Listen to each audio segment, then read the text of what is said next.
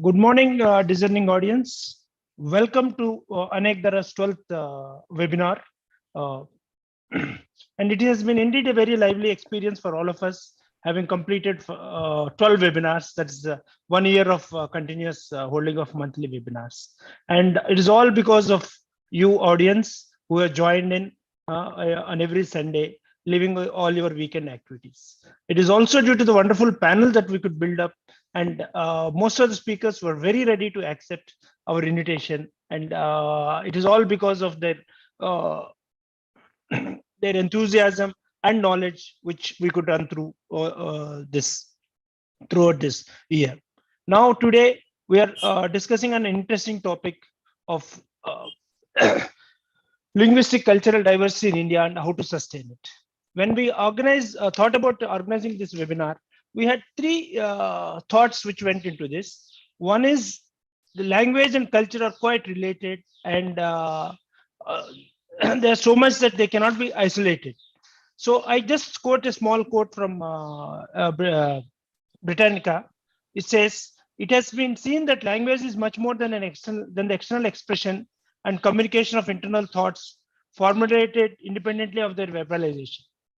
In demonstrating the inadequacy and inappropriateness of such a view of language, attention has already been drawn to the ways in which one's native language is intimately and in all sorts of details related to the rest of one's life in a community and to smaller groups within that community. This is true of all languages, of all peoples and all languages, and it is a universal fact about language." Unquote. So it is in this context and with this thought that we thought of organizing this webinar, that language and culture are intimately related. And more important point is India has a lot of diversity, which many of you know quite a few facts. And as and what we thought in Anekdhara is uh, continuing this diversity is very, very important for the nation to survive. And that's why we gave the title as How to Sustain It. And this is also brought in immediate relevance of what is happening in both in education policy and also recent formulations of the Department of Official Languages on the language policy and Hindi as medium of instruction or English as medium of instruction. Even at regional levels also, we have a lot of discussions that are going on, especially Andhra Pradesh has made English as a compulsory medium of instruction last year. Telangana has made this year English as a compulsory medium of instruction. So it is in this context we are discussing. And the enthusiasm of public is very well noted, basically because of the questions that we got on this topic. So with this background, we go into the proper topic. And we have a very distinguished panel, Professor Ganesh Devy, Professor Ramakant Agnihotri, whose introduction our moderator, Madam Deepa Hari, will be reading out. So I just introduce Deepa Hari, Madam, and then hand over the podium to Deepa Hari, Madam, to take the proceedings forward. Deepa Hari is an educator, editor, and former civil servant. She was an officer in the Indian Revenue Service for a few years, but for most part of her career, she has worked in publishing and in the social sector, particularly in education and communications. Deepa has rich experience in curriculum design and has co-written, edited teaching learning materials for use in urban schools, rural learning centers, and in teacher education institutions. She was recently part of a team that conducted a review of school textbooks in Maharashtra from the perspective of gender, inclusion, and life skills. She has also designed teaching training modules and conducted training programs on a variety of themes, including gender, human rights, financial literacy, mental health for children, teachers, teacher educators, community workers, and underprivileged women. As a publisher's editor, she has been involved in copyright editing and designing books on subjects as varied as hand embroidery and literary criticism, in addition to textbooks and workbooks for children.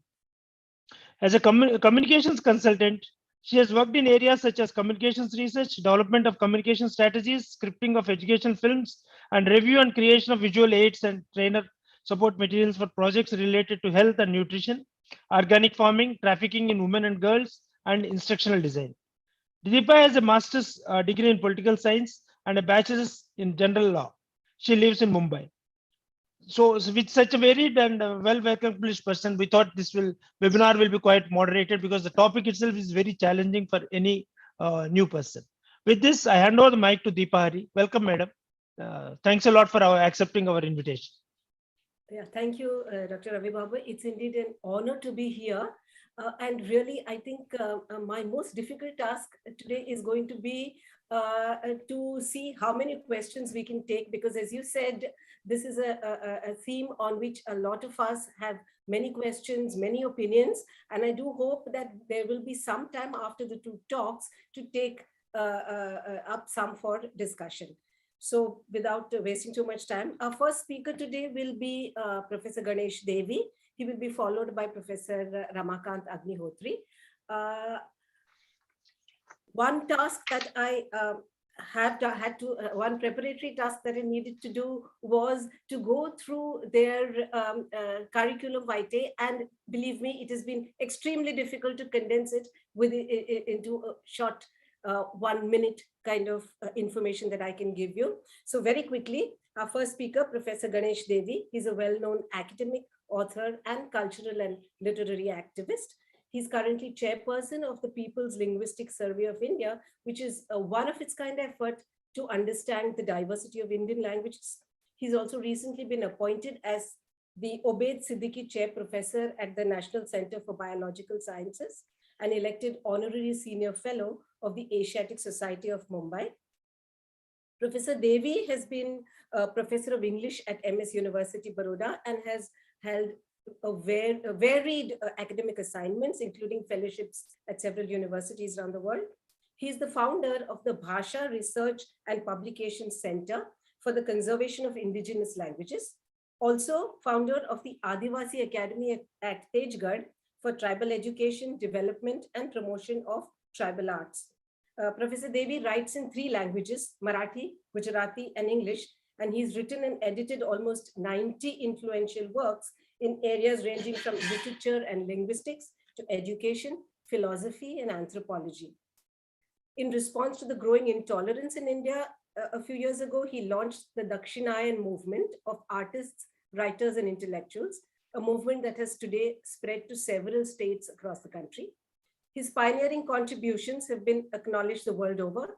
Among the many awards that he has received are the Padma Shri, the Lingua Pax Award from UNESCO for Conservation of Linguistic Diversity, the Prince Claus Award Netherlands for work on conservation of tribal craft, and the Sahitya Academy Award for his book After Amnesia, the last of which he returned in protest against the rising threat to secularism and free expression, and in solidarity with other writers.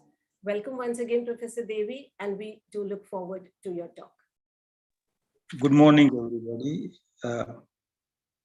Professor Ramakant Agnihotri, present here, is the main reason for my accepting to perform a task which is somewhat beyond my capacity. So when you blame me for a poor lecture, please shift the blame to Ramakantji. He is responsible. I mean, he is the attraction for me. And we all in a rather informal group. And so I hope all my sins recited by Deepa Ji will be forgiven. The question of language diversity, cultural diversity, and how to preserve these diversities has bothered the world for perhaps as far back as our memory can take us. That question seems to have troubled the minds of people. Think of the most obvious reason for inventing any oral tradition, let's say Vedic tradition, Bardic traditions, the Mahabharata tradition, or the Greek oral epics such as Homer's. Why did they turn back to the past? And why did the human society, through these works, through these practices, develop an almost excessive attachment to the past. That's a question which needs to be discussed and fully answered. And it is in those answers that we will find clues for our love for preservation.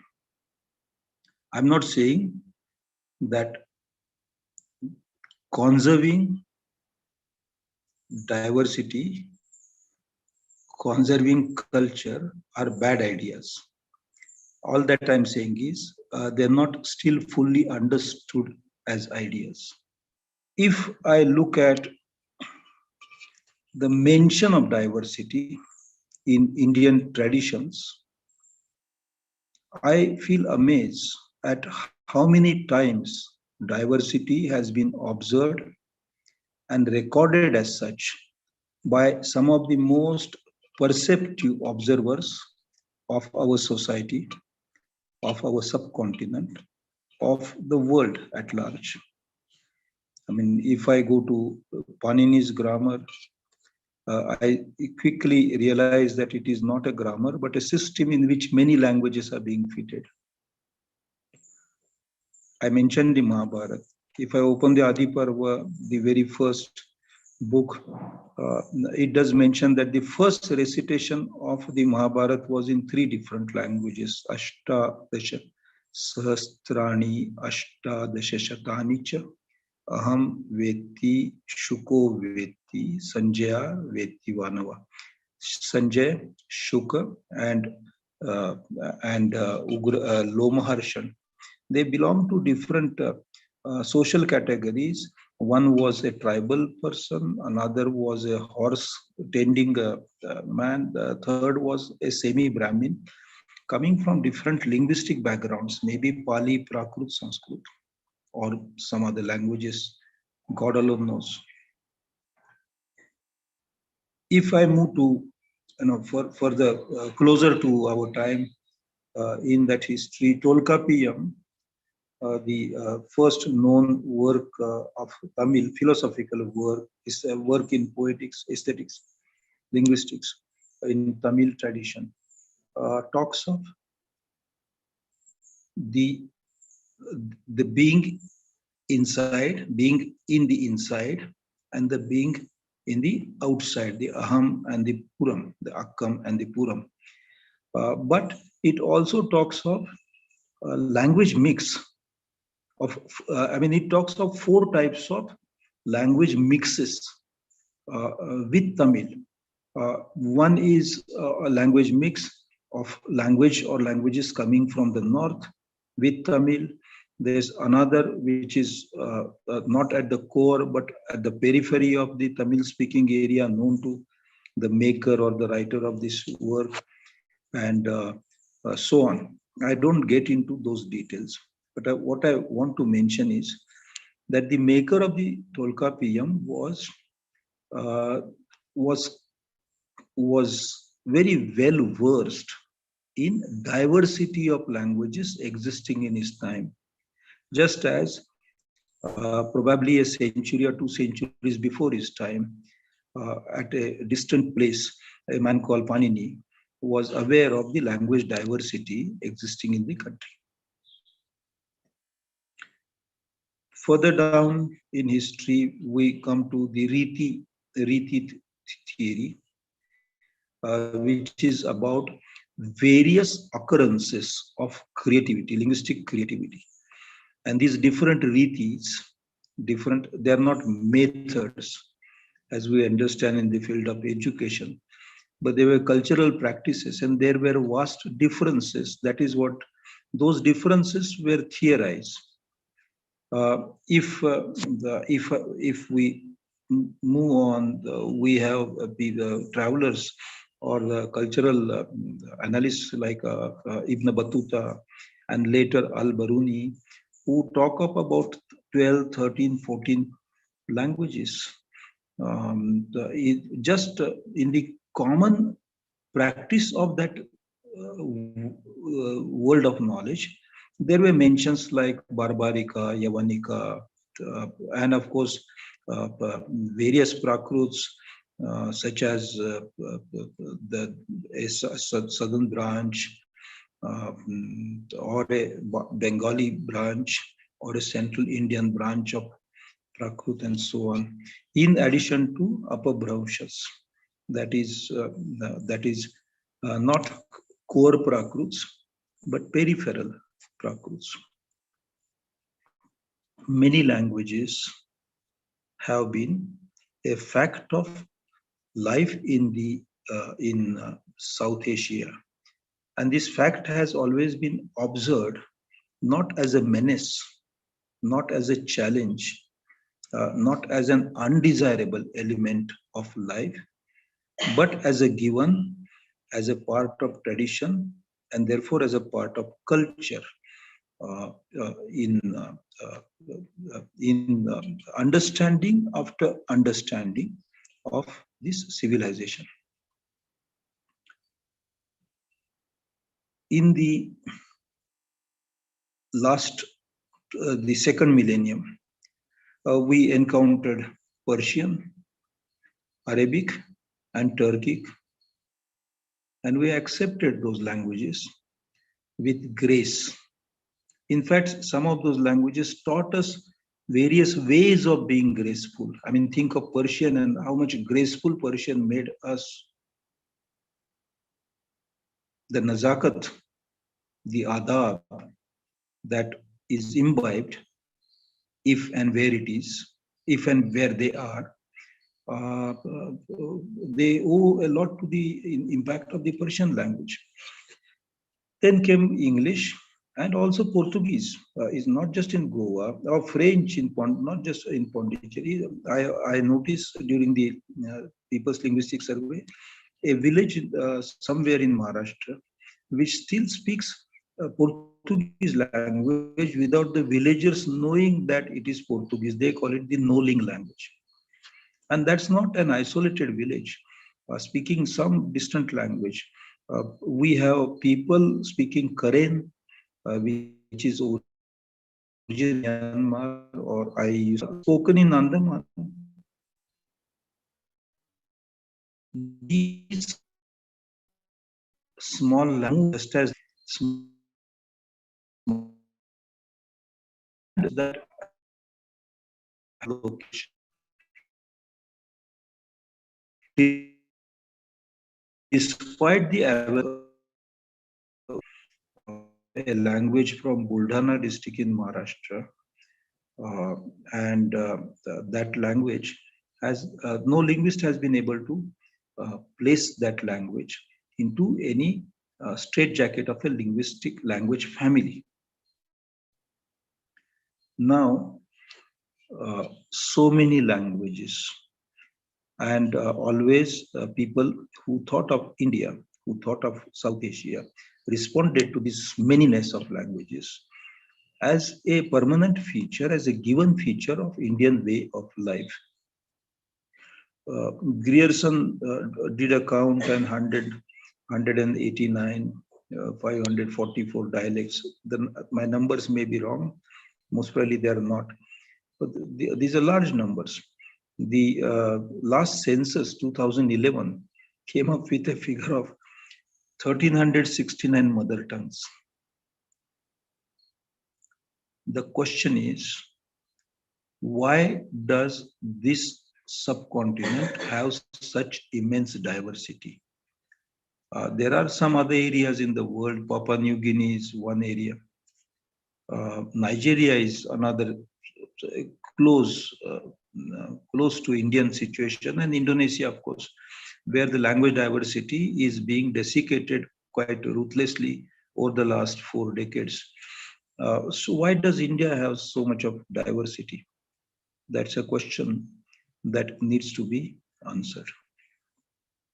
And in answering that question, I would like to place before you 3 observations. My first observation is that as ancient migrations of humans, Homo sapiens, took place,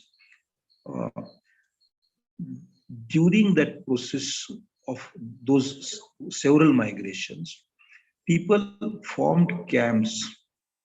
I mean, we're talking of some 70,000 years when the first known large-scale migration of Homo sapiens takes place from Africa through West Asia to South Asia. Now, this camping is a phenomenon that needs to be understood. Migratory people do not migrate just because they like to migrate, but they're in search of something. They're in search of lands which will offer better, easier access to food for livelihood, for their remaining alive. And wherever such spots are found, then people tend to stay there for longer periods, maybe a few hundred years or a few thousand years. In Andaman, they stayed for 45,000 years. In South India, similarly, perhaps in some cases, they stayed for 35,000 years. In Madhya Pradesh, Bhimbetka area, surrounding area, Nihali language to which I referred without mentioning the name in Buldana, is probably the kind of language that those who painted the caves in Bhimbetka spoke. The people who stay at one place form what sociology likes to call a language knot, K-N-O-T, a bunch, a tight bunch, with a minimum of about 800 to 900 persons. They become self-sustaining because different labor skills can be distributed, learned across generations. And these societies can then form their invisible defense against nature and survive. Now, this camping, population knots, and therefore emergence of a variety of languages and their intermixing, again creating other languages, becomes a process in the course of the human evolution. But did this not happen in other continents, particularly in Europe or in North America or in Australia? And genetic, that is a question that one likes to ask. Why is it that diversity remained in Nigeria, that is West Africa, or South Asia, or the Pacific, Papua New Guinea, and not in other parts of the world?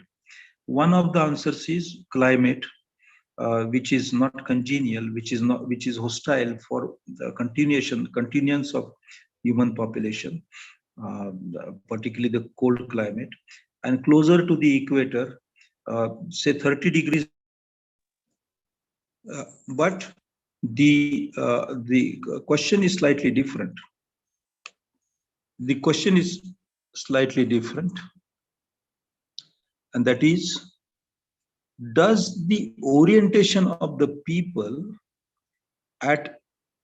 in one area allow those people to tolerate diversity, as against orientation of the people in another area, which makes them hostile to diversity? And that question is really important in understanding why diversity remained in India or places like India, as in Nigeria or Indonesia, and why elsewhere that diversity was wiped out. The best way to understand this is actually at the heart of anthropology. If we were ready to do the autopsy of anthropology and open the cupboard of anthropology and let these skeletons fall out of it, that is going to Australia. I mean, Australia was the field. On the basis of fieldwork in Australia, a lot of modern anthropology was constructed, and the theories of Durkheim and Levi-Strauss emerge out of that anthropology. There we see a mass destruction of language variety. Similarly, in North America, we noticed that kind of mass destruction of language variety.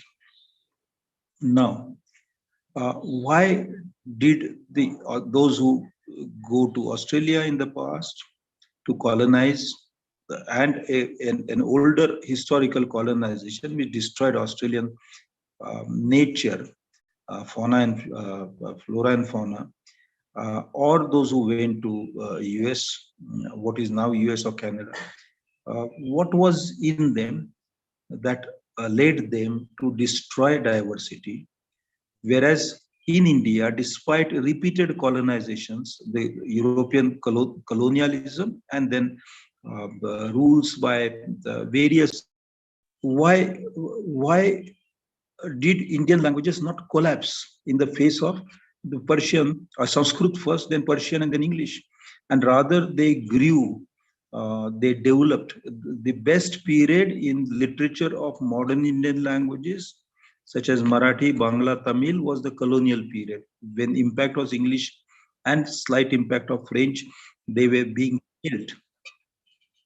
So that question is important for us to understand why Indians managed to retain 1300 odd mother tongues even today, though they are threatened, no doubt.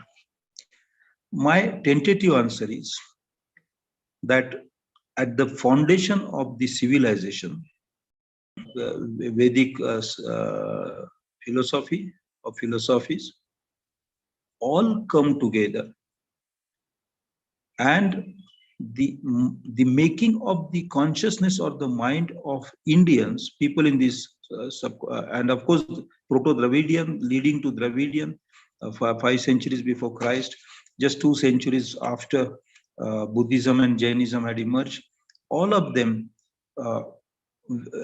formed a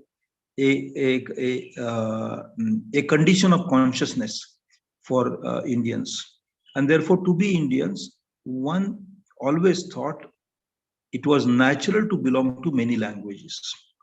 At the same time, without setting a chronological sequence as this is my first language and that's my second language, as German soldiers in Second World War had to define when they went out of Germany to conquer other countries that X was their language L1 and Y was their L2. We did not do that. We had ease with many languages. And that is our metaphysical conditioning. Because even when people say they're Hindus, they internalize a lot of Buddhist way of thinking. Gandhi, for instance, who said he was a Hindu, was promoting the idea of aparigraha, which was a Jain idea.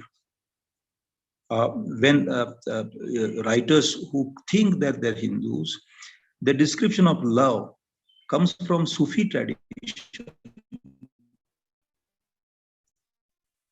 which is different kinds. Says level of congregation, you come together. The higher level is Iman. Idea of Islam. What is the idea of Islam? Is higher. Now, part of many religions, not just knowledge, not just the experience of divinity, not just an idea of a world beyond our world, not just the visitation of some avatar, but the yearning of the heart and the making of the consciousness, they were shaped because of India's multilingual context. And believe me, even today, even if there is a very big break in communication between us and the younger generations, me and the younger generations, each one of us, whether young or not so young, while saying prayers might be using Sanskrit or Arabic, but while falling in love might be using Urdu or Persian or Hindi. While doing business might be using English or some other language, and while quarreling with neighbors or being street smart might be using Marathi or Gujarati or whatever. I will stop because I'm exceeding my time. The question of diversity of language and culture is not a as a question, not a sealed or a closed. I'm not talking about its response to that question, but even formulation of the question. We not formulated it fully. As a student of language, I know that I praise creative literature, which is all about changing language, transforming language. I praise it. I find that Arun Kolatkar or Srilal Shukla, or they transform language, change it, and therefore I praise. On the other hand, I bemoan that some words are lost. As a linguist, as a student of language, I want to keep languages alive where they are. I think that question of keeping our language diversity and cultural diversity alive can be understood if we were to talk more of what is the idea of transformation in our culture. Because conservation or preservation is a good idea which United Nations or UNESCO will accept in respect to with regards to languages. But we have to think of how we transform, how we translate, how we transmigrate, how we transgress. I think these transitions is at the heart of our understanding of a process of evolution which we call language. We might soon, as human beings, we might go beyond the language stage and enter the virtual world where the sound-based language might go out, and we might perhaps accept a digital or some other energy-driven signals, such as electromagnetic signals, to cross long distances, interplanetary distances, as a system of communication that is language of the future. We need to look at that transformation taking place before our eyes and understand it with an open mind, and see if that transformation is consistent with our idea of being at ease in manyness. Then probably we will have a good thesis, a good theorem, a good description of the question of language diversity, cultural diversity, and conservation. This is at the philosophical, theoretical level. My last sentence is, however, as Shakespeare said in Hamlet, there's a lot more world than in your philosophy. I know that, and I know that world is shaking. It is trembling with fear in India. There are attempts at imposition. It is not, the Home Minister has not just only said that there will be an NIA office in every state. The Home Minister has also said that probably those states, while talking to each other, must start using Hindi. I love the Hindi language. What I don't love is imposition of any language, either English or Hindi or any other language for that matter.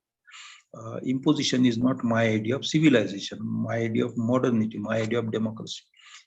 Besides, India is defined not just by its culture and its past and its history, it's also defined by its constitution. And in the Constitution of India, the very first sentence is India, that is Bharat, is a union of states. And these states are not just geographical, territorial states, they're also mental states. A language is a mental state.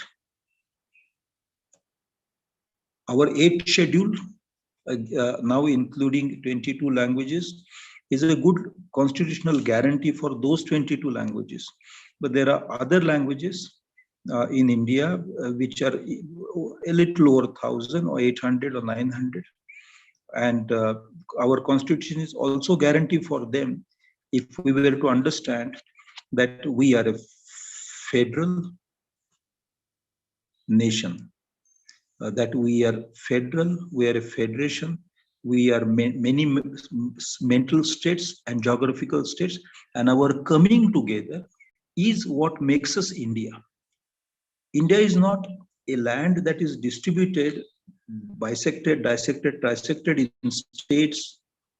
It is these many states, the manyness, even time levels in India stay together. I mean, in everybody's mind, an element of ancient time, medieval time, modern time, all stay together. We don't belong to a monochronic time. We belong to diachronic or multichronic time. So this multichronicalism, multichronicality, multitude of voice, all of that is guaranteed by our constitution, and we must protect that constitution so that we remain who. And various methods of cultural keeping cultural diversity alive. I have only presented very tentatively a vast amount of uncertainties, opening those questions, and in passing, in my conclusion, I offer to you my thought that it is our constitutional duty, moral duty, cultural duty to look at the question of diversity in our 21st century context once again. Thank you so much for your patience and tolerance. But I won't thank you beyond the point, because patience and tolerance are built into the qualities of a mind that is sensitive to diversity. Therefore, it is expected of you to be tolerant and patient. And thank you for being who you are. Thanks. Bye. Thank you, Professor Devy, for that extremely thought-provoking talk, placing in context the manyness of so many of us in India. There are several questions, but we will take that up at a later point. I would now like to invite Professor Ramakant Agnihotri. Could you please unmute yourself and switch on your video, sir? So Professor Ramakant Agnihotri is one of our most distinguished academics. He retired as professor and head of the Department of Linguistics at the University of Delhi, and he's currently Professor Emeritus at Vidya Bhavan Society in Udaipur. Professor Agnihotri is the co-editor of the Research in Applied Linguistics series of Sage publications. He is also the author and editor of numerous books on linguistics and language learning. He's also a translator, has translated works from and into Hindi. He's lectured at several universities in India, Yemen, South Africa, Canada, UK, Germany, and in the USA. Taking a keen interest in language learning and education, Professor Agnihotri has been chairperson of the NCERT's National Focus Group on the teaching of Indian languages. He's also served as advisor on issues of language learning and teaching and teacher education to several leading non-government organizations working in education and to bodies like the CBSE, NCERT, SCERTs, and diets across the country. Thank you for joining us today, sir. We look forward to hearing you. First of all, thank you all very much. Secondly, I'm deeply grateful to Professor Ganesh Devy for being here, because, it's only a scholar of his magnitude who can give you the kind of historical depth, be it from the Greek times or Vedic times or the Mahabharata or the, waves of migrations across the world, who can give you that kind of depth and understanding into the whole issue of linguistic and cultural diversity. However, I am going to be more concerned with human linguistic and cultural diversity. And I am going to be more concerned not so much with just India, but with human beings. And in some sense, I'm going to begin where Professor Ganesh Devy left, which is the Constitution of India. Even in that case, I look at it in a different way in this particular presentation. So first of all, I'd like to thank Anekdhara for several reasons, but two I would like to mention right away. Thank you, first of all, for inviting me for this platform. And you have really made my day by, getting Ganesh Devy here. Secondly, I think it has, and this is very important, it has given me an adequate translation for the way at least I conceptualize language as multilinguality. Earlier available Sanskrit Hindi equivalents, such as Bahubhashita or Bahubhashikta, appeared to suggest to many that multilinguality is the same as bilingualism or multilingualism or translanguaging or hyperlingualism, all these modern fashionable terms. I wish to tell you it's not. The way I see language as multilinguality, it is not. The closest word that conceptually that comes close to it is Anekdhara.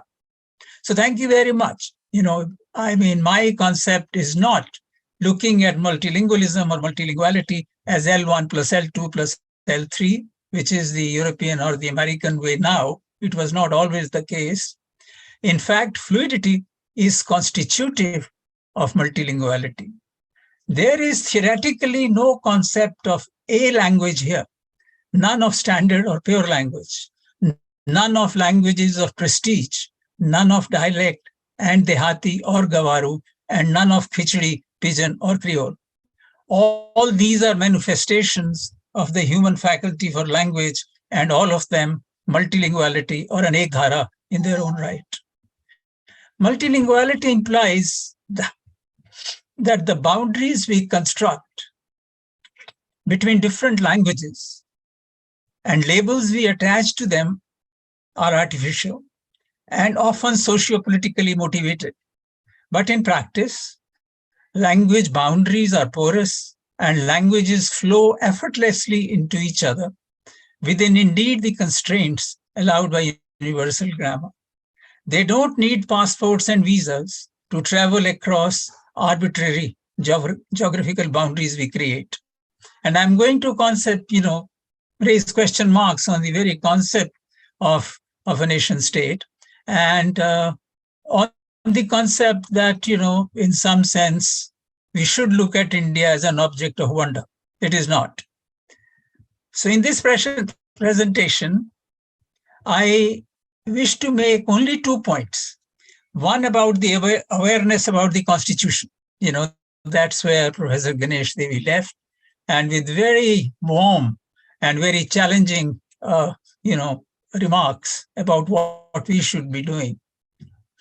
I see this Constitution in terms of its universal human values and the other point that I want to make is about multilinguality, that is growing out of the concept of a language and try to operationalize a pedagogy rooted in multilinguality that obtains in the default multilingual classroom. Unless we ensure these two, that means the awareness about the Constitution and our understanding of multilinguality made functional and operationalized in the classroom. Unless we do these two, I think there is no way we are able to sustain our linguistic and cultural diversity, which is getting increasingly threatened in the contemporary hegemonic and polarized world. So that is my point. I am talking in the modern world, in the contemporary right-wing world, where you see authoritarian and hegemonic powers ruling us across the world, not just in India. India, their face is really very, very cruel, but it's happening across the world. If sustaining linguistic and cultural diversity, not just in India, but across the globe, is our target, we should ensure that our school students are exposed to a critical reading of parts of the Constituent Assembly debates. You see, I don't think the Constituent Assembly debates are a monopoly of India. They belong to humanity and to the language provisions in the Constitution of India. Our Constitution is a space where political, cultural, and linguistic traditions converge. It is also a confluence of the finest human ideas and ideals, and in that sense, it's a universal document. Our students, teachers, teacher trainers, university faculty, and parents, whether in India or abroad, let me share this with you, are really not aware of even the basic linguistic provisions in our Constitution or the relevant Constituent Assembly debates. I say this with confidence after having interacted with a large number of individuals, groups, and universities at home and abroad. They're not just misinformed or ill-informed. They carry frozen stereotypes in their mind. They're like cobwebs, which are transmitted from one generation to the next as unexamined sacred truths. For example, most people, even today, and this number is, as you all of you would agree with me, is multiplying exponentially since the last 10 years. They would say that Hindi is our national language. You see, increasingly we are being made to believe that, and that it should be obvious that every Indian should learn Hindi. You know, this is how people talk. Why? Everybody should learn Hindi. That Sanskrit is superior to all other languages and is automatically the mother of all human languages and certainly of Indian languages. You see, nothing could be farther from the truth. Very few people can tell you with any certitude what is the status of English and various regional languages in our Constitution. People will, for example, maintain that Devanagari script is inherently superior to any other script and that there is an inherent relationship between speech and script. Once again, they will not be able to explain what the relationship between speech and script is. What is it in the case of Hindi in the Constitution and why? How can we maintain and nourish linguistic and cultural diversity in the face of such anti-constitutional and anti-human stereotypes and such acute levels of ignorance? It is certainly not the fault of our students. We need to clean up and enrich our educational machinery. The Indian Constitution consists of 22 parts, of which one part, part 17, consisting of 4 chapters and 9 articles, is devoted exclusively to language. This must be the only constitution in the world. That's why I said it's the world document that attaches so much significance to language and devotes so much space to it. The 4 chapters of part 17 are called Language of the Union, Regional Languages, Languages of the Supreme Court, High Court, and Special Directives for Language. We don't have time here to spell out the details of each article. I have done a monograph on this, you can see that. And the debates that led to the formulation. But I strongly suggest that in the secondary and senior secondary school, each chapter with the relevant portions of the Constituent Assembly debates must be taught in all schools. I am not sure how many people listening to this webinar know what the 8th schedule is. Professor Devy also mentioned it and almost unpacked it. But still, my challenge is if people can tell me the title of the 8th schedule, I will feel glad. I don't think people know the title of the 8th schedule. People can sort of Google it now and why it is there. How many of us know that on September 14, 1949, Jaipal Singh of Bihar raised the issue of tribal languages, including Mundari, Gondi, Oraon, among many others, but nobody listened to him then. And nobody has particularly paid attention to these things even today, and I'll come to the work of Professor Ganesh Devy and others later. How many people would be aware that the Constitution allows each state to select its own official languages? And how many would know that the dignity Article 350 bestows on an individual? It says, every person, every individual shall be entitled to submit a representation for the redress of any grievance to any officer or authority of the union or a state in any language used in the union or in the state. It also provides for the appointment of a special officer for linguistic minorities. You see, we are not using that commission. We are using other commissions, as you all know. For linguistic minorities, it provides for education in the mother tongue. And today, under right to education, education is justiciable human right of every Indian. There is so much to say about the relevance of awareness about the constitutional provisions, but I'll stop here. I would really appreciate a great deal if there are questions on this issue. As you know, Austin called the language resolution to the language issue a stroke of raw genius. The second point I wish to make in the context of maintaining linguistic and cultural diversity concerns how we, as I indicated above, conceptualize language. In Tractus, Wittgenstein said, "The limits of my language mean the limits of my world."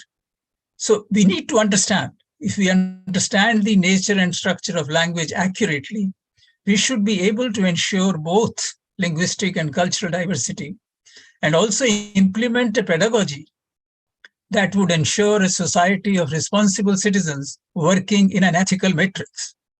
For most people, professionals and common included, the concept of a language is fairly simple. It is seen as a pairing of a lexicon and a syntax, that there should be a dictionary and a grammar, and the rules put the words together.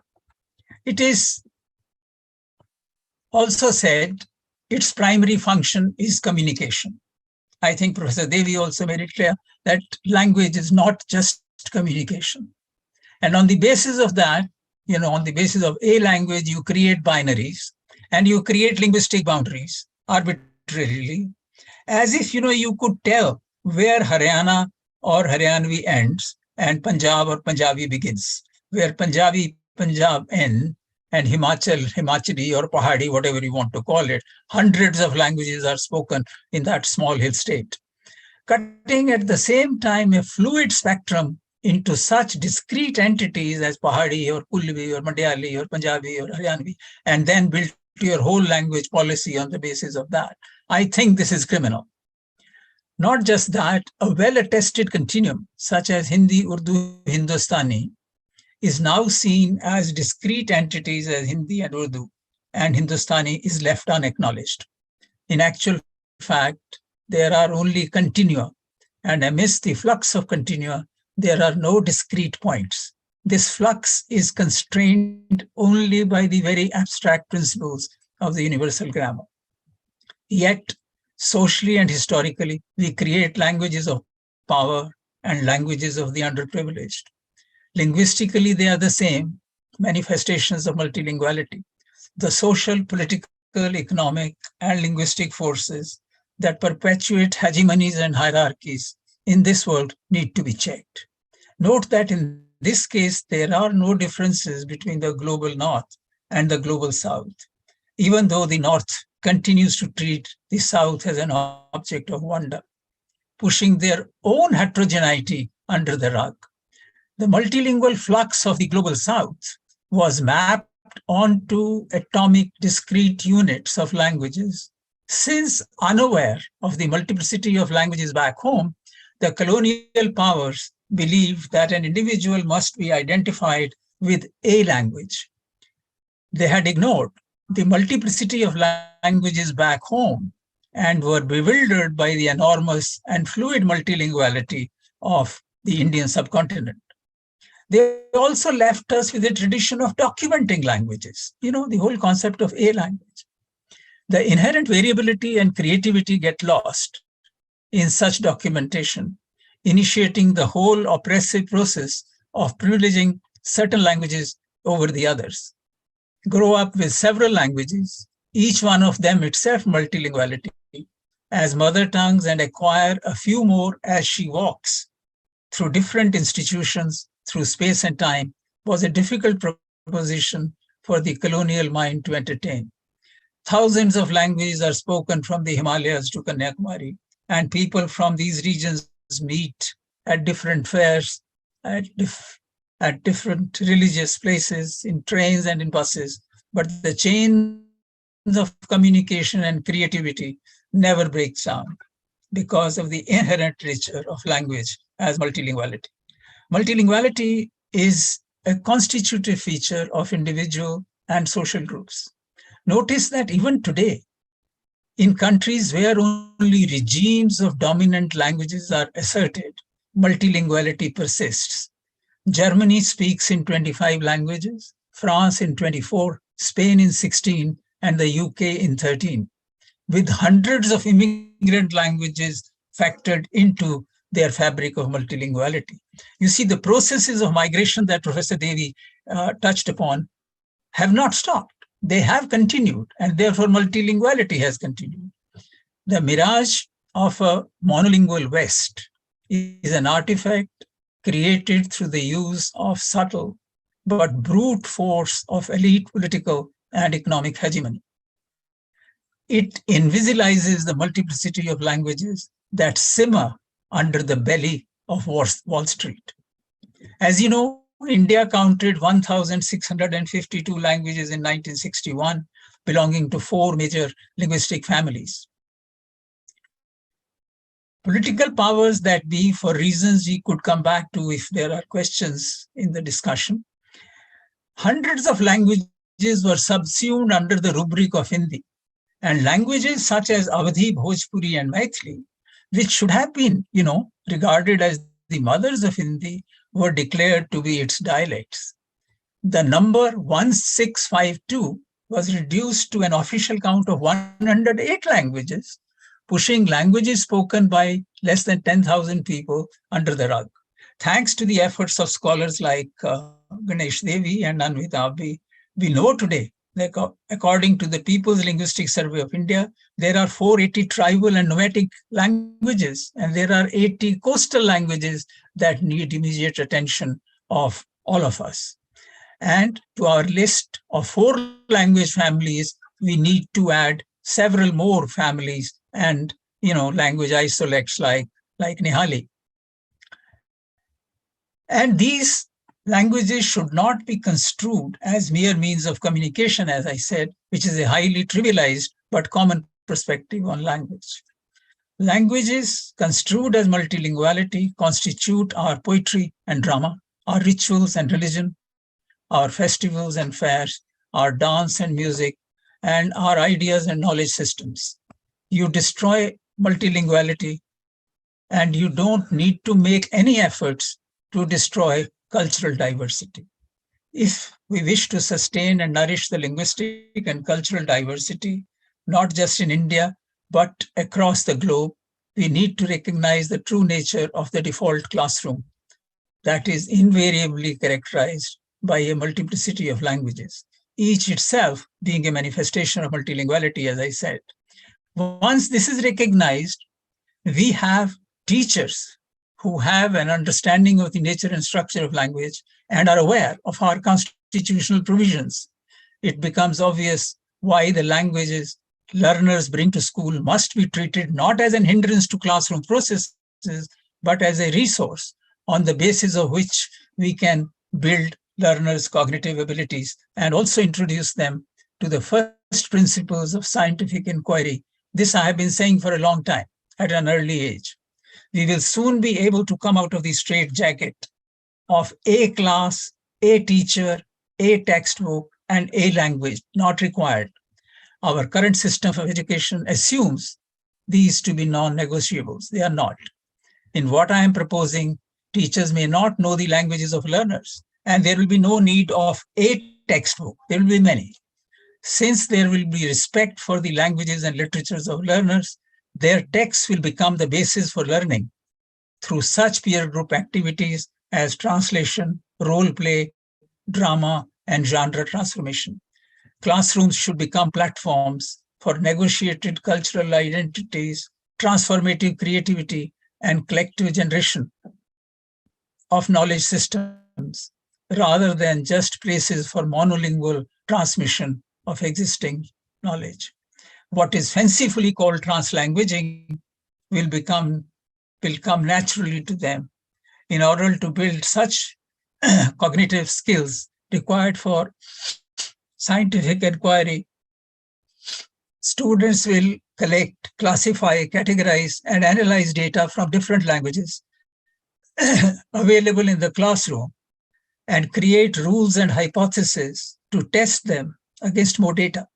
For all this data, students and teachers don't have to either find labs or go into society or forests. It is all there in their minds, waiting to be mined. We should also note that the power structures of society get played out in rather subtle and cruel ways in the classroom. And the only way we can begin to interrogate these hegemonic structures is to provide space for the voice of each child. Note that except for their own homes, their languages are treated with utter disrespect in both the informal and formal domains of life. Thank you very much. Thank you, Professor Agnihotri. As viewers and listeners would have understood, we've had from the two talks first by Professor Devy and later by Professor Agnihotri, what shall I say, a more rounded, different dimensions of this extremely complex question of how we can sustain, preserve our linguistic and cultural diversity. There are several questions from the audience. So perhaps given that Professor Agnihotri just ended his talk by making the point about use of language in the classroom, perhaps I will address the first set of questions. Would you be willing to take them up, sir? Yeah. Yes. So I'm just bunching them together. There are very similar ones. So several of them about the role of mother tongue in education, the role of English in the classroom, and in what ways is English really useful as a medium of instruction? And if it is, then at what stage should it be introduced in the classroom? I would like all the people among the audience to understand is that the first important issue is to understand the nature of the learner, to have respect for the languages she brings to the classroom. This is number one. Number two, all these languages, you see this whole concept of mother tongue. I mean, how many mother tongues? You know, I could come to the classroom speaking 4 languages. And this is common, not just in India. Believe me, this is common at several places. That is why it's a human issue. Now, with these 4 languages or 5 languages, or let us say 20 languages represented in the classroom, all of them have to be given spaces. And the kind of pedagogy that I am presenting before you, the teacher doesn't have to know those languages. The teacher elicits the data from the students and builds a space for scientific inquiry and cognitive enrichment. Now, poems and stories from one language can be translated into the other. You don't need a textbook. You know, you can do all these things in the classroom.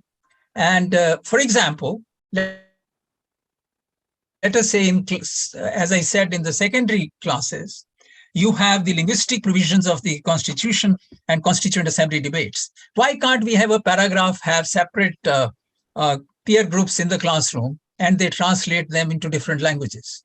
You know, this will be such an enriching experience. But we are so bound by the concept of, there is nothing wrong with English either. There's nothing wrong with Hindi. But to have only Hindi and only English and nothing else is criminal.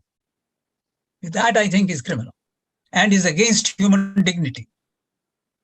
Right. Before we take up the next set of questions for Professor Devy, there is one very specific question on what is the legal status of languages that are not mentioned in the 8th schedule? What is their legal status? You're asking me or Professor Devy? Yes, sir. Yeah, no. Question to you, sir. Oh, yes. You see, so far, this is why I asked that could you, Deepa, or could somebody here tell me what is the title of the 8th schedule? Or anybody? I can't. No, I'm afraid. Other than Ganesh Any Devi. answers? You see, this is the point. We do not even know. It is not called Indian languages. It is not called national languages. It is not called regional languages. the title of the 8th schedule is just languages. It is an open schedule. And that is why from 14 languages, we have 22. It doesn't stop. I think Professor Devy indicated that. And, Professor D.P. Patnaik used to say, all the Indian languages can be included in the 8th schedule. And why not? You name it. So that is why I say again and again that it is a universal document. You see, the Constitution of South Africa mentions only 14 languages. Yes, they have the courage. They mention 14 languages as their national languages, period. That's one clause. But we have a chapter and we have a schedule dedicated to languages. So we should be proud people. Right. Basically, there is room for the phrase that Professor Devy used, for all of us being at ease with in manyness. So there is absolutely no reason to limit the number of languages to be included in the schedule. That's what you're saying. And I mentioned 2 more things, Meeraji. Sorry, Deepa. I'm sorry. No problem. I mentioned 2 more things. That people of the state, any community, is free to assert its language. That this be included as a state language. And then he or she is free to, make a plea to anybody in his or her language. Right. Thank you. Yeah. So the next few questions I will take up for Dr. Devy. Professor Devy, are you here? So here's the one question. How intertwined are our language and culture? Does disappearance of a language also mean it's harbinger of disappearance of culture? Well, one thing of which I am not sure is whether the world outside me exists or whether I imagine it to be there. Because quite frankly, if one were to sit down and document everybody's world, there would be no synonymity. There would be so much variation. So whether the phenomenal world, as Immanuel Kant's term is phenomenal world, is there or not, I do not have great certainty. Similarly, I do not have very great certainty about whether my consciousness, what I think is my consciousness, or whether it's a mix of a biochemical stimuli. But one thing I'm sure of, that is, there is a bridge between my consciousness and the world surrounding me. And that bridge is language.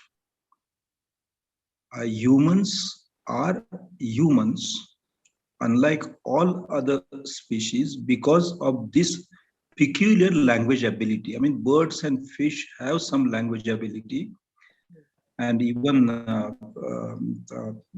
termite and ants do have short memories based on chemical trails like scents, smell and so on. But humans have the ability to conceptualize, making concepts related to the world.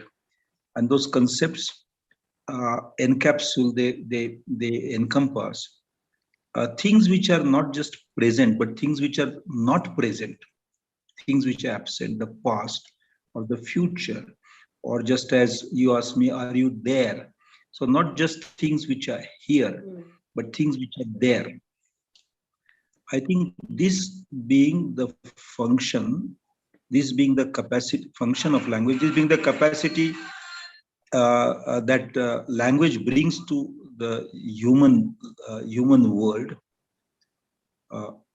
disappearance of a language is a severe breakdown between the consciousness of an individual or a community, individuals in a community, and the world they have constructed. In simpler words, a language going is a worldview disappearing.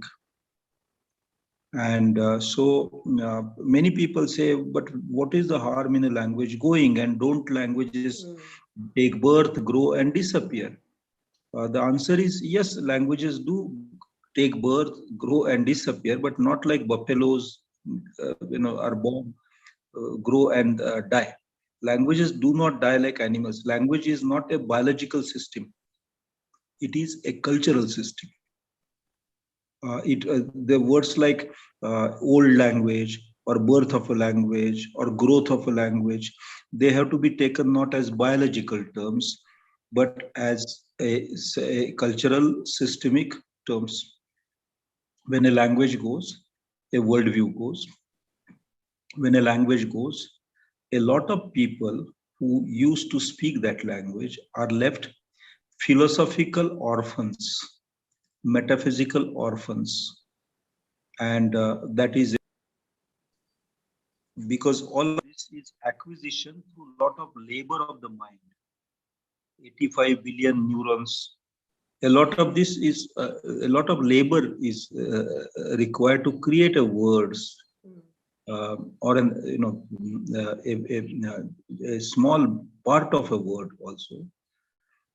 85 billion neurons work day and night, day after day, month after month, year after year, not just one individual, many individuals. Then they come to a non-articulated consensus that yes, this word will mean so many things. It's a tremendous amount of human labor which creates language. Through that labor, humans construct a worldview. When a language goes, that labor is wasted and that worldview is destroyed. And that's a serious loss to the human species, the mankind, or humankind, as we call it. Thank you.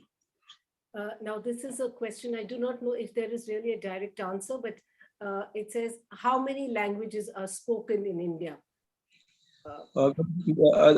Spoken languages, Yes.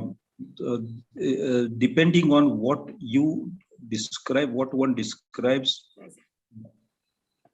as a language, the number will vary. The census had done this count in 2011, and they found about 1900 mother tongues. People claimed them as their languages. People don't understand the subtle difference between the label mother tongue that they give and the label language that grammarians and linguists give.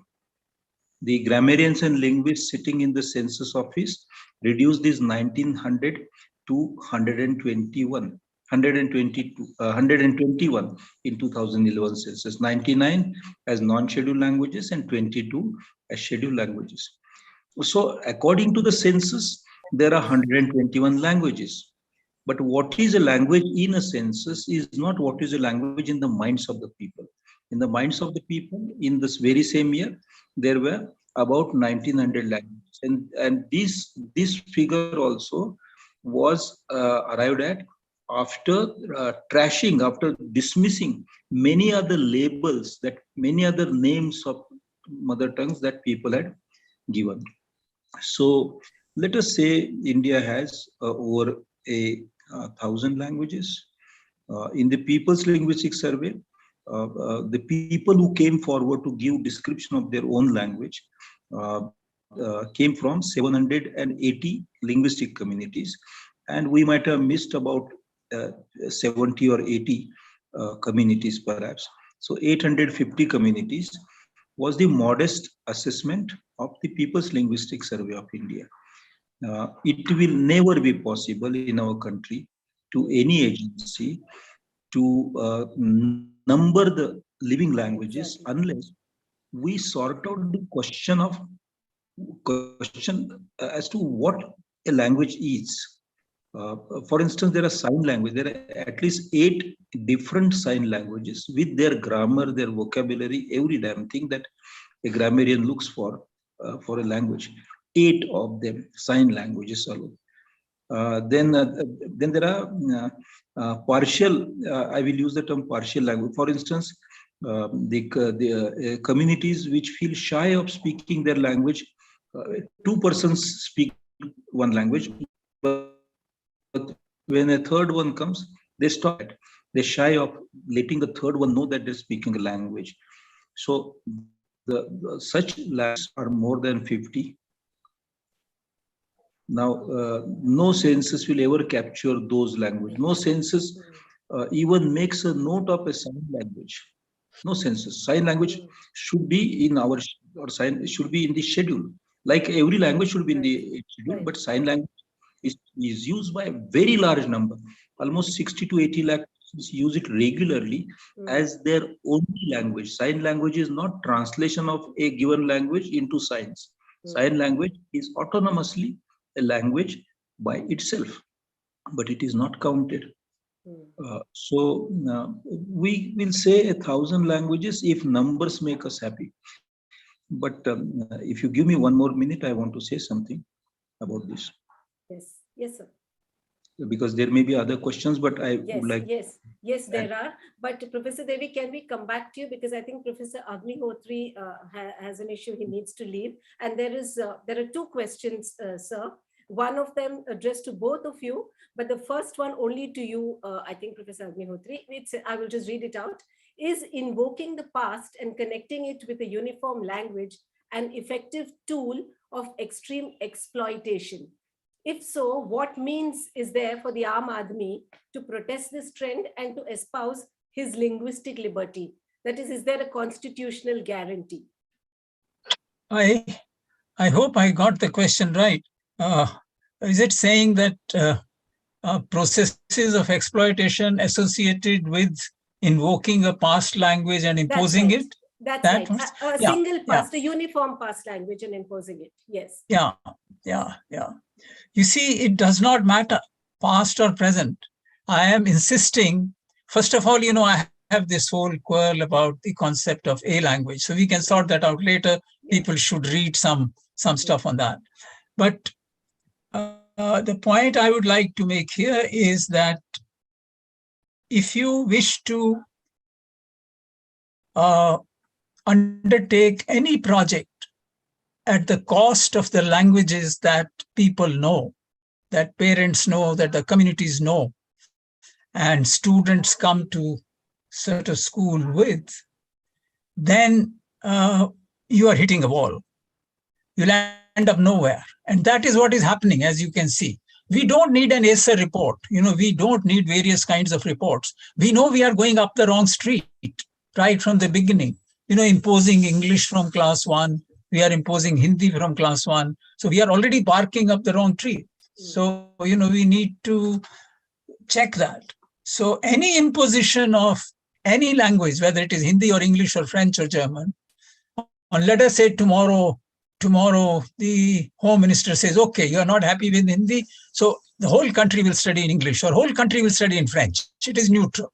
You see, this neutrality at one point of time was a big argument, okay, given in favor of English, that it's a neutral language. How on earth can any language be neutral? They are all networked with power. So I would say yes. No, let us work from the languages of the learners upwards. And yes, they will learn Hindi and they will learn English, Tamil, Telugu, Malayalam, yes, all languages. Yeah, so essentially, I think the answer to that questioner is basically that the only way that we can protest this imposition is for us also to demand that we learn in whatever languages we have and that we would like to have. Yes. And one last question, sir. This is actually to both of you, so I will address it to you first. So can the speakers elucidate efforts made in independent India to maintain or to suppress linguistic and cultural diversity? That is, what do we do with these disappearing languages and cultures? What has been done to actually maintain the diversity, and what is being done or has been done to suppress this diversity? It's a rather very broad-based general question. Okay, let Professor Devy answer it first. Professor Devy? If we, on the Google, one will get the census data for 2011. They have tried to remove it, but somehow a file might disappear. or 2001 data or 1991 data, language data. It gives a table showing growth of a language. It shows growth of scheduled languages as well as growth of some of the non-scheduled languages.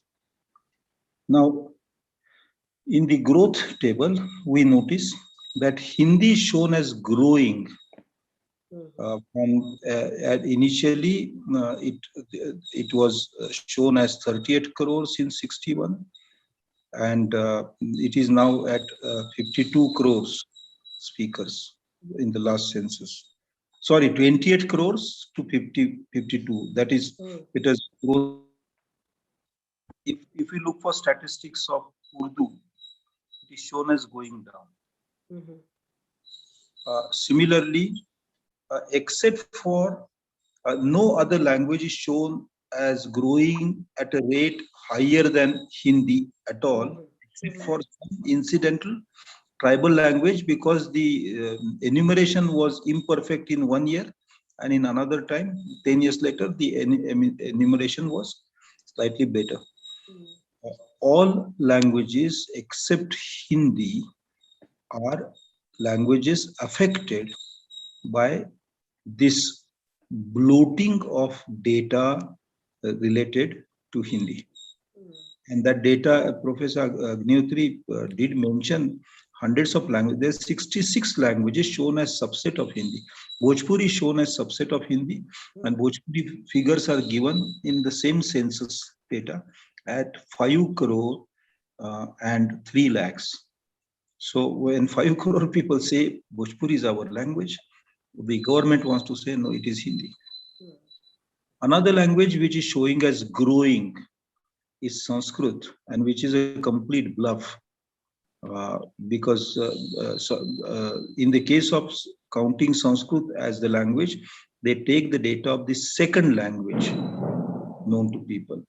But the similar method is not used in the case of the English language. Well, people who know English as their second language, that statistics not caught. And therefore, English is shown in the census data as being spoken by almost the same number of persons as Sanskrit is shown as being spoken. Now it is a laughable thing. Sanskrit is a great language, I love it. English is a great language, I love it. Hindi is a great language, I love it. But lies about these languages is not something I love.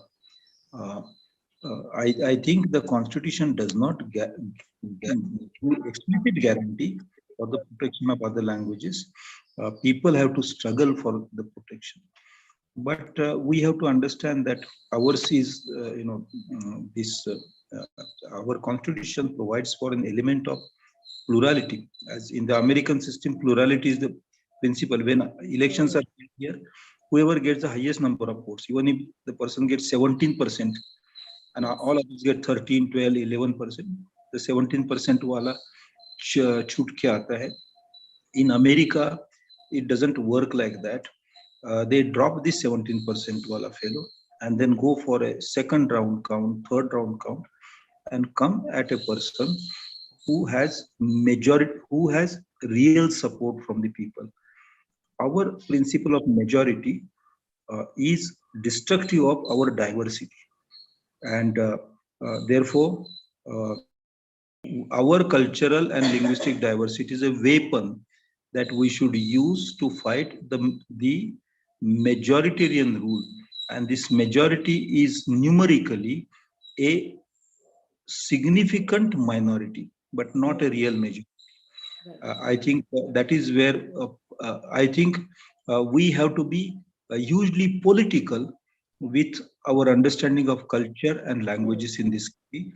That will safeguard our Constitution. Thank you. Yes, sir. Professor Agnihotri, please go ahead. Yeah, I want to make just one point and then maybe forgiven to leave.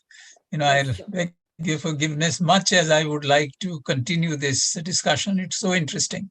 I just wanted to supplement what Professor Devi was saying, that you see there is one level, and that is the grassroots level, at which the variability and diversity of languages across the world is maintained. You know, I go to Himachal, I go to Mandi, I speak in Mandayali, I go to Punjab, I speak in Punjabi, I'm in Delhi, I try to speak in some kind of Hindi, go to the university, speak English. And, there is a grassroots level. And this is what a Bhojpuri speaker or a Avdi speaker does. That is the strength of India. That is our strength, that common people do not allow the diversity of culture and diversity of languages to die. The second level is, of course, the kind of people who are working at the grassroots in a very conscious way. Foremost among them being Professor Devy himself and the whole team. You see the kind of work that they have done, and the kind of work that we are trying to do through classroom interventions tries to sustain linguistic and cultural diversity. To do anything more than that, which should be done, has to be political. It has to be politically organized. So I'd like to thank Professor Ganesh Devy, Deepa Hari, Ravi Babu, Madhu Ajitamat, everybody, and all the audience. And I regret to leave. I've got to leave. Thank you very much. Thanks. Thank you so much, Professor Agnihotri, for joining us. And I hope later on at some point we will be able to continue this discussion. Actually, there are several other questions, but given that both our speakers do have to leave, and this is a topic I think that we can continue for a very long time. So yes, Dr. Ravi Babu, we will end here, and please conclude the session. Thanks. Thank you very much, Deepa. So Professor Ganesh Devy and Professor Ramakant Agnihotri, thanks a lot for your acceptance. It is indeed a privilege for us to have such a well-read and grassroots and persons in both ways. You never worked in ivory towers. You were both in touch with people and still in touch with what is all developing in the academic world. Thanks a lot, sir, for both of you. Thank you, Deepa. I hope your fears are dispelled. You are moderated excellently well. Thank you. Thank you very much. Now I thank all the audience that are attended this webinar. The topic is a little esoteric in the sense of it is not while we are engaging with the topic on a daily basis, but its content is quite technical. What is language culture is much more technical than what we do think. And so for attending to this topic and giving your wonderful appreciations, it's thanks a lot. A lot of people appreciate it. To both the speakers I had to inform in the YouTube this one. It is such an insightful one. We have links for listening to it again. So the same YouTube link will be available. You can watch it at any time at leisure. So I thank all my colleagues and organizers, especially the technical team led by Siddiqi and the design team consisting of Johar Rawat and Shreya Rao. I thank both of them, all of them. And finally, we conclude this webinar. And our next webinar is on November 27th, again, the last Sunday. This will be on the transparency and accountability in administration, which is a very, very important topic we consider, because that's where the delivery of services happen. So I thank one and all. Thank you very much. Thank you, and yeah, thank you.